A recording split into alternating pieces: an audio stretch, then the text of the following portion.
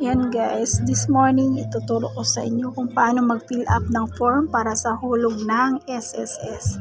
Para sa mga baguhang kasapi ng SSS guys, yan, ituro ko sa inyo kung paano mag-fill up ng form para mapabilis ang inyong mga pag-fill up guys. Para sa hindi pa alam, yan, first time maghulog, yan, ito lang gagawin niyo guys.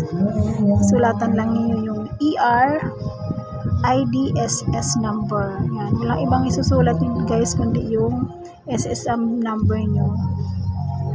Yan, pagkatapos naman ng sulatan ng inyong IDSS number, ito namang name. Kailangan kompleto guys.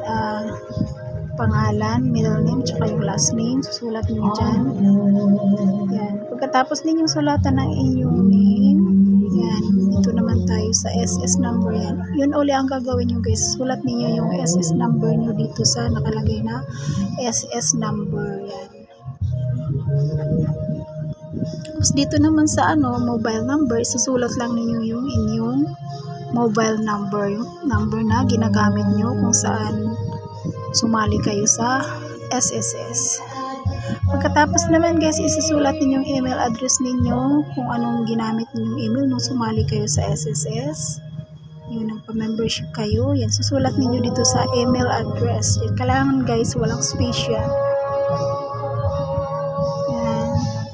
Then pagkatapos naman ng email address guys, dito naman tayo sa signature. Yan. Sulatan na niyo yung pangalan guys sa signature dito, overprinted, tapos pirma sa taas. Yan. Pagkatapos guys, isusulat lang ninyo yung date. Yan, kung anong petsa kayo maghuhulog. Yan, isusulat niyo kompleto June, halimbawa June 23, ganun 2024. Yan, isang sample. Tapos dito naman guys sa likod, yan, isusulat lang ninyo yung inyong kung anong year kayo maghuhulog guys. Yan, bawa maghulog kayo ngayong January. Kung anong year kayo, kung anong year ba yung maghuhulog kayo, tapos isusulat niyo yung SS contribution kung magkano yung hulog niyo, monthly na hulog. Tapos yan, dito isusulat niyo yung monthly na hulog niyo, tapos dito yung total amount dito sa pinakang total. Yan. Sana guys may natutunan kayo sa aking tutorial guys. Yan. Kung hindi pa nakapag-subscribe sa aking channel, please subscribe my channel and bell the button para updated kayo sa aking mga gagawing video. See you in my next video guys. Yan.